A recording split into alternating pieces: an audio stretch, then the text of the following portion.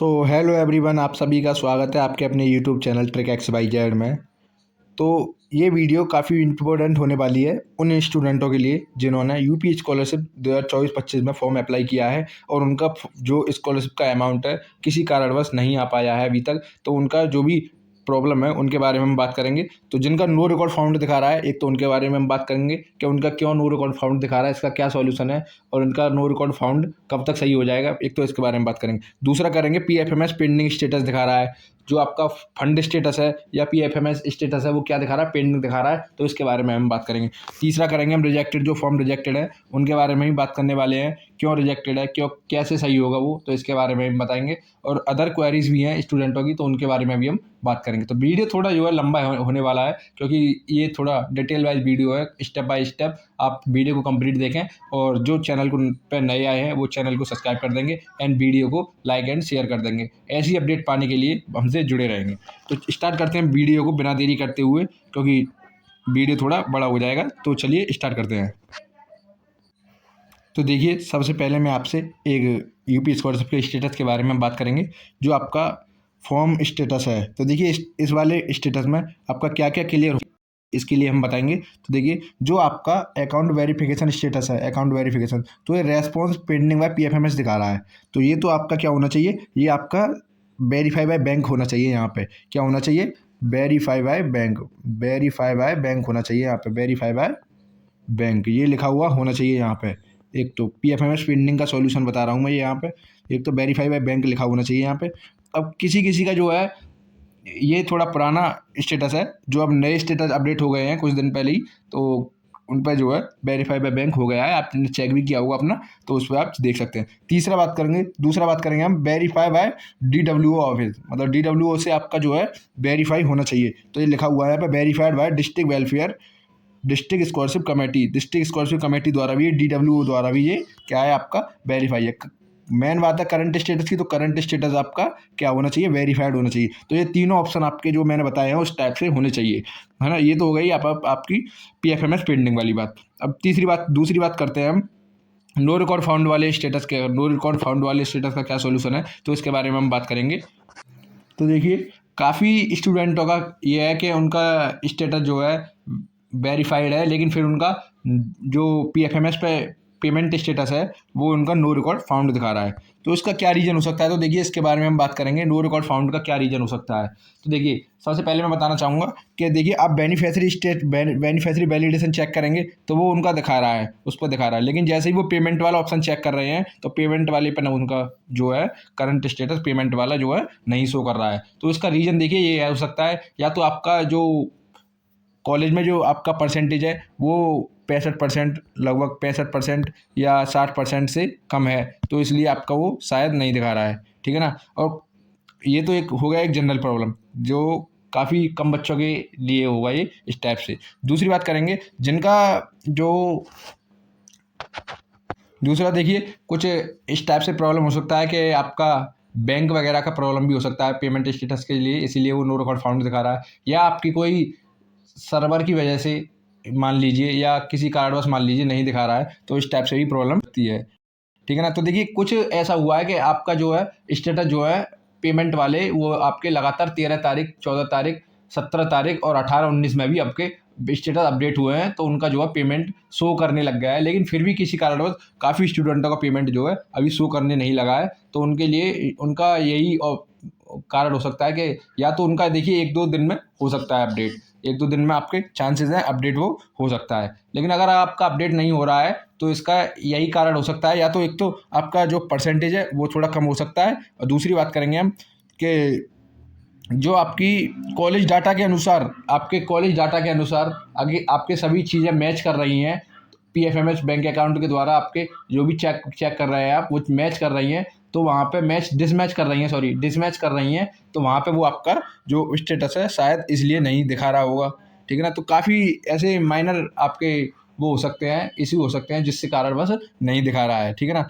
ये तो हो गया नो रिकॉर्ड फाउंड वाली बात। नो रिकॉर्ड फाउंड का यही मैं कहना चाहूँगा, आपका देख लीजिए, अगर 22 तारीख तक आपका अपडेट हो जाए तो ठीक है, 22 तारीख तक। तो अगर वैसे ज़्यादा वो करने की आपको ज़रूरत नहीं है, ये आपका ऑटोमेटिक होता है, इसमें आप कुछ आपका जो समाज कल्याण भी इसमें कुछ नहीं कर सकता है। ये तो आपका PFMS जो है ऑटोमेटिक जो है गवर्नमेंट के द्वारा चलता है, ठीक है ना। तो 22 तारीख तक आपका जहाँ तक हो जाएगा सभी का अपडेट हो जाएगा PFMS पे। नो रिकॉर्ड फाउंड वाला भी आपका प्रॉब्लम सॉल्व हो जाएगा, ठीक है ना।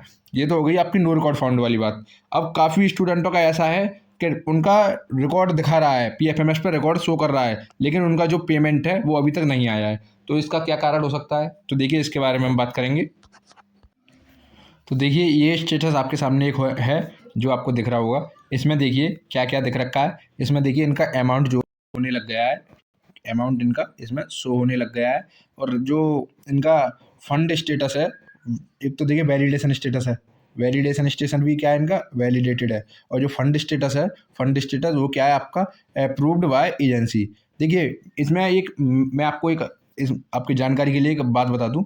जो आपका फंड स्टेटस है, जो आपका फंड स्टेटस है वो आपका क्या होना चाहिए, वो आपका अप्रूव्ड बाय एजेंसी होना चाहिए, ठीक है ना। काफ़ी स्टूडेंटों का स्टेटस ऐसा है उसमें जो उनका फंड स्टेटस जो है अप्रूव्ड नहीं है एजेंसी के द्वारा, ठीक है ना। कैसा उनका जो स्टेटस है अप्रूव्ड नहीं है, वो अंडर प्रोसेसिंग दिखा रहा है या आपका पेंडिंग दिखा रहा है। तो मैं आपको एक बार दिखा भी देता हूँ कैसा होना चाहिए। तो आपका जो होना चाहिए वो अप्रूव्ड बाय एजेंसी होना चाहिए।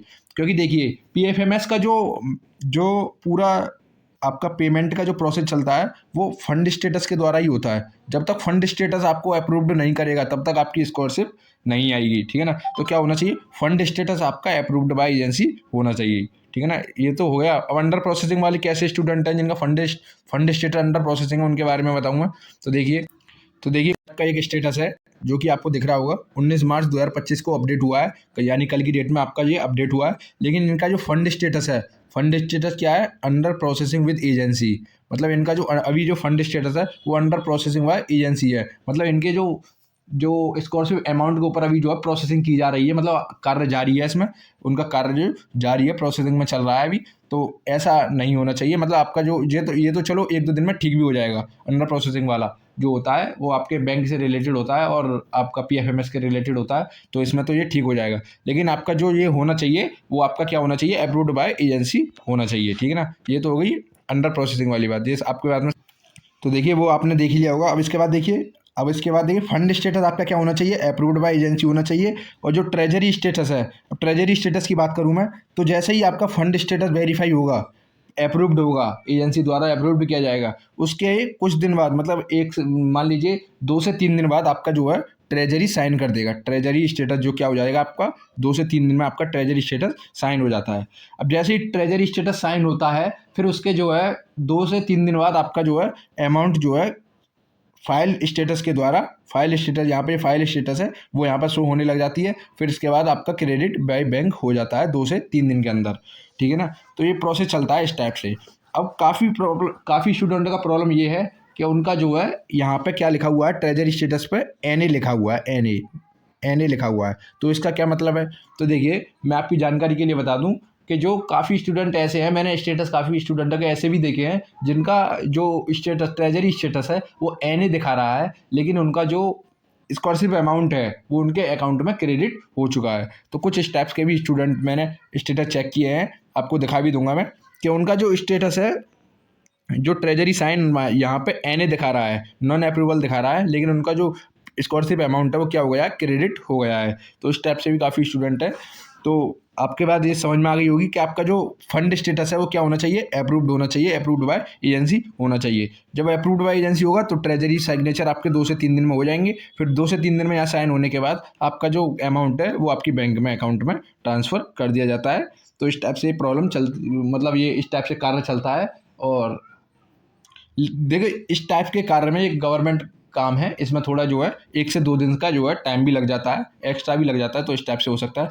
देखिए तो मैं बता दूं आपकी जानकारी के लिए, अगर आपका ट्रेजरी साइन हो गया है और आपका ट्रेजरी साइन हो गया, आपने चेक किया है कि आपका जो यहाँ पे पेमेंट है वो नहीं क्रेडिट दिखा रहा है, तो आप क्या करेंगे, आप अपना अकाउंट में चेक करेंगे। क्योंकि काफ़ी बार ऐसा भी हो रहा है कि अमाउंट जो है क्रेडिट हो जा रहा है लेकिन अभी भी शो नहीं कर पा रहा है यहाँ पर। तो आप इसमें नहीं रहें। अगर आपके मतलब ऐसा होता है कभी कभार मैसेज नहीं आता है, तो उसमें उस कंडीशन में आप अपना बैंक अकाउंट में चेक कर सकते हैं, ठीक है ना। अकाउंट बैलेंस चेक कर सकते हैं, ठीक है ना। ये तो हो गई अब ट्रेजरी ना दिखाने की चांसेस, ठीक है ना। तो एक लाइव स्टेटस मैं आपके सामने एक चेक करके दिखाता हूँ, उसमें आपको क्लियर हो जाएगा कि आपका क्या क्या इसमें इशू हो रहा है, ठीक है ना। तो देखिए ये मैं स्कॉलरशिप PFMS की जो है ऑफिशियल साइट पे आ गए हैं हम। तो यहाँ पे जाके मैं आपको एक स्टेटस चेक करके दिखाऊंगा। तो क्या करेंगे आप, आपको मैंने पिछली वीडियो में बता भी दिया है कई बार कि कैसे चेक करते हैं, आप सभी को पता ही है कि यहाँ पर जनरली जो कैटेगरी वाला ऑप्शन है इसमें जाके हम एनी अदर एक्सटर्नल सिस्टम पे हम क्या करते हैं, क्लिक करते हैं। एनी अदर एक्सटर्नल सिस्टम पर जैसे ही क्लिक करेंगे, क्लिक करने के बाद आपका जो आप क्या करेंगे, देखिए हम पेमेंट स्टेटस चेक करेंगे। पहले पेमेंट स्टेटस चेक करेंगे तो यहाँ पे आप अपना क्या डालेंगे, जो आपका स्कॉलरशिप का रजिस्ट्रेशन नंबर है वो डालेंगे, और ये वाले बॉक्स में आप कुछ नहीं डालेंगे क्योंकि इनमें से ऑप्शन में आपको एक ही डालना है। फिर आप जो ये आपका कैप्चर है इसको इस वाले बॉक्स में फिल करने के बाद सर्च वाले बॉक्स पर क्लिक कर देंगे। तो मैं आपको एक डाटा फिल करके और दिखाता हूँ। तो देखिए मैंने इसमें डाटा फिल कर लिया है। फिल करने के बाद सर्च वाले ऑप्शन पर हम क्लिक करते हैं। तो जैसे मैं सर्च वाले ऑप्शन करूँगा, कुछ प्रोसेसिंग चलेगा। प्रोसेसिंग करने के बाद देखिए नीचे स्क्रॉल करेंगे तो हम इसमें डाटा शो होने लग जाएगा। इसमें थोड़ी प्राइवेसी रहेगी, इसमें सेफ रखेंगे थोड़ा। तो देखिए कुछ स्टेटस इस टाइप से भी हैं कि उनका स्टेटस जो है एक बार क्या कर दिया गया है, रिजेक्ट कर दिया गया है, लेकिन फिर भी उनका जो रिजेक्ट ऐसे होने का क्या क्या कारण हो सकता है। देखिए इस टाइप से रिजेक्ट होने का क्या कारण हो सकता है कि एक बार पहले रिजेक्ट कर दिया जा रहा है, फिर उसके बाद जो है अपडेट कर दिया जा रहा है। तो इसका कारण देखिए ये है, कुछ टेक्निकल इश्यू की वजह से जो है फॉर्म आपका रिजेक्ट हो जाता है, फिर उसके बाद वो आपका टेक्निकल इशू के द्वारा ही ठीक हो जाता है मतलब। तो इस टाइप से प्रॉब्लम कुछ हो रही थी, तो उसका आपको कोई भी इससे लेना देना नहीं है, ये सब टेक्निकल है, मतलब ये ऊपर साइड से ही चलता है, इसमें आप कुछ नहीं कर सकते, ठीक है ना। और इसमें आपको कोई ज़्यादा टेंशन लेने की ज़रूरत भी नहीं है, ये आपका सही हो जाता है, ठीक है ना। अब इसके बाद देखिए थोड़ा नीचे स्क्रॉल करूँगा मैं, तो इस स्टेटस को आप चेक कर रहे होंगे, देख रहे होंगे कि इसमें जो दिखा रहा है आपका, जो आपका अमाउंट है क्या अमाउंट है, अमाउंट आपका 19,200 है। ये रिक्वेस्ट डेट जो 5 मार्च 2025 को डाली गई थी, लेकिन आपका जो वैलिडेशन हुआ है वो 5 मार्च को हुआ है, और अप्रूव्ड जो एजेंसी ने किया है यहाँ पे फंड, वो 10 मार्च को किया है। अब देखिए यहाँ पे देखने को क्या मिलता है एक नया, कि आपका जो यहाँ पे जो आपका ट्रेजरी स्टेटस है वो क्या दिखा रहा है, एनए दिखा रहा है। ट्रेजरी स्टेटस क्या दिखा रहा है यहाँ पे, एनए दिखा रहा है, एनए दिखा रहा है। लेकिन इनका अमाउंट है वो फिर भी क्या हो गया है, बैंक में क्रेडिट बाय बैंक क्या हो गया है, पेमेंट सक्सेसफुल हो गया है। यहाँ पे बैंक ने जो फाइल स्टेटस जो क्या कर लिया है, बैंक रिसीव कर लिया है, यानी 18 मार्च को उनका पेमेंट जो है रिसीव हो चुका है। तो यहाँ पे देखिए आपको दिख रहा होगा कि कुछ कारण है यहाँ पे, अभी स्टेटस अपडेट नहीं हुआ है या कुछ भी मान लीजिए, लेकिन इनका अमाउंट जो है इनके बैंक अकाउंट में जो रिसीव हो गया है, ठीक है ना। तो इस टाइप से स्टेटस कुछ आ रहे हैं, आपको मैंने बता भी दिया है। अब रिजेक्टेड वाले ऑप्शन बता दूं मैं, रिजेक्टेड वाला का क्या सिस्टम है, रिजेक्ट क्यों दिखा रहे हैं, क्या इसका सॉल्यूशन है। तो देखिए अगर आपका डिस्ट्रिक्ट वेलफेयर कमेटी द्वारा आपका फॉर्म वेरीफाइड है, तो उसके बाद आपका जो इशू रह जाते हैं, उसके बाद जो प्रॉब्लम आपकी रह जाती है, एक तो देखिए मार्क की रह जाती है कि लेस देन मार्क इतना रहना है या मोर देन मार्क इतने रहने हैं, तो इस टाइप से आपके इशू रहता है। नहीं तो आपका जो अगर डिस्ट्रिक्ट वेलफेयर कमेटी द्वारा वेरीफाइड है, फिर उसके बाद देखिए जो आपका बैंक NPCI वगैरह DBT वगैरह हैं, ये मैप्ड होने चाहिए। मैंने कई बार पिछली वीडियो में भी आपसे कई बार बोला है कि आपका अगर DBT या NPCI आपके बैंक अकाउंट में मैप्ड नहीं है, लिंक नहीं है, तो उसे लिंक जरूर कराएं। तो आप क्या करेंगे, आप अपने बैंक अकाउंट पर जाके वहाँ से जाके चेक करके देखेंगे कि आपका बैंक में मैप्ड है या नहीं है, ठीक है ना। तो ये वाला इशू आपका इस टाइप से हो जाता है। तो अब देखिए कुछ स्टूडेंटों के प्रॉब्लम ये है कि उन्होंने जो है अपना जो आपका इनकम सर्टिफिकेट होता है, उसमें जो है उन्होंने सेल्फ अपना इनकम सर्टिफिकेट लगा दिया है, और उस कारणवश उनका फॉर्म जो है रिजेक्ट हो गया था। तो जो विभाग ने जो है, जो आपका स्कॉलरशिप का विभाग है, उसने जो है उसको अपडेट करने की आपको डेट बताई थी कि इस डेट में आपके जो वो फॉर्म है अपडेट किए जाएंगे। उसमें आप क्या करेंगे, उसमें अपने इनकम सर्टिफिकेट की जगह अपने फादर का, मतलब अपने पिताजी का आप उसमें इनकम सर्टिफिकेट लगाएंगे, ठीक है ना। तो इस टाइप से उन्होंने क्या किया है, अपडेट कर दिया था, लेकिन फिर भी किसी कारणवश ज़्यादा बच्चों का नहीं बोलूँगा मैं, कम से कम बच्चों का जो है जो फॉर्म है वो रिजेक्ट कर दिया गया। तो उसका कारण यही हो सकता है कि आपका जो आय प्रमाण पत्र है, जो आपने अपने फादर की जगह लगाया था, तो उसमें जो है कोई भी कारणवश आपका जो अपडेट नहीं हो पाया है वो, तो इसीलिए आपका वो रिजेक्टेड दिखा रहा है, ठीक है ना। तो इस टाइप से आपके जो रिजेक्टेड का ऑप्शन है वो इस टाइप से है। तो मैं पहले रिजेक्टेड वाले में यही बताना चाहूँगा आपको कि सबसे पहले तो आपका verify bye district scholarship welfare committee होना चाहिए, मतलब DWO द्वारा आपका फॉर्म जो है वेरीफाई होना चाहिए, ठीक है ना। तो इसके बाद जो आपका रिजेक्टेड आ रहा है तो वो PFMS पे आएगा, और PFMS पे आने के बाद रिजेक्टेड का आपका कारण दो कारण हो सकते हैं। एक तो आपका DBT होना या NPCI मैप्ड होना चाहिए बैंक अकाउंट से, और दूसरा आपका जो है कोई भी अदर स्कीम में वो नहीं लगना चाहिए, ठीक है ना। तो इस टाइप से होना चाहिए। तो यही बताना मैं आया था कि आपके जो डाउट्स हैं वो इस टाइप से क्लियर हो जाएंगे।